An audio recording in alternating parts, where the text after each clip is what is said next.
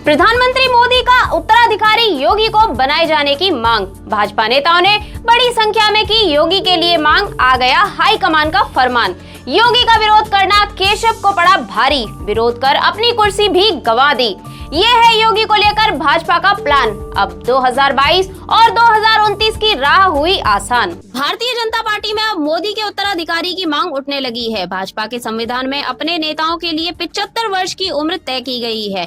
75 साल के बाद नेताओं को मार्गदर्शक मंडल में पहुंचा दिया जाता है। उस सीमा में प्रधानमंत्री मोदी भी आते हैं और आने ही चाहिए। इसके लिए भाजपा कार्यकर्ताओं के चलते प्रधानमंत्री इस उम्र की सीमा पर स्वयं बनाए नियम का पालन करेंगे। भाजपाई ने बड़ी संख्या में पत्र लिखकर मांग की है कि भारत की डोर मोदी के बाद ऐसे हाथों में हो जो ईमानदार, मेहनती, कर्मठ, निर्भीक संत महात्मा हो। इसके लिए योगी आदित्यनाथ एक सही नाम है, जो कि भारत के प्रधानमंत्री बनने योग्य हैं, जिन्होंने निडरता से देश के गद्दारों को सीधा संदेश दे दिया है कि भारत में यदि रहना है तो भारतीय की तरह रहो। गाय गंगा तीर्थ की चिंता है। भाजपा नेताओं ने आगे कहा कि योगी जी के नेतृत्व में हिंदू सनातन धर्म भारत सुरक्षित संग आगे बढ़ेगा और आतंकी ताकतों पर लगाम लगी है।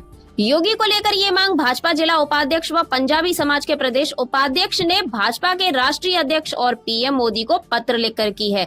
जाहिर है कि योगी के पक्ष में आलाकमान भी है। योगी की मजबूती को इस बात से ही समझा जा सकता है कि जब 4 जून 2024 को लोकसभा चुनाव के नतीजे आए थे और उसी दिन शाम करीब 4 बजे के बाद से राजनीतिक पंडितों के बीच एक चर्चा चल पड़ी थी कि अब उत्तर प्रदेश के मुख्यमंत्री योगी आदित्यनाथ की विदाई तय है। इस चर्चा ने अब तक जोर पकड़ लिया। अब उत्तर प्रदेश के डिप्टी सीएम केशव प्रसाद मौर्य और उनके बाद डिप्टी सीएम ब्रजेश पाठक ने भी थोड़े बगावती तेवर अपनाए।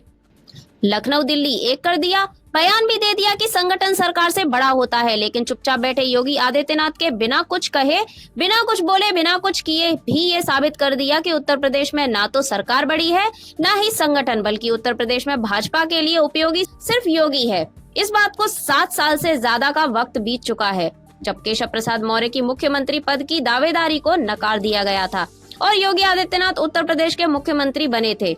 इन 7 साल में कम से कम 70 बार बात हुई कि केशव प्रसाद मौर्य और योगी आदित्यनाथ के बीच सब कुछ ठीक नहीं है, और जब भी इस बात को थोड़ी हवा मिलनी शुरू हुई, आलाकमान ने उस पर पानी डाल दिया। सब कुछ जश का तस हो गया।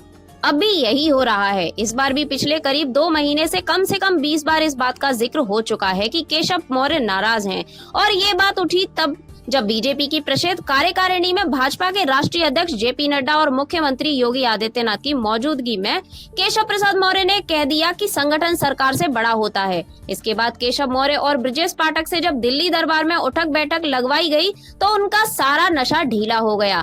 योगी को लेकर आपका क्या मानना है?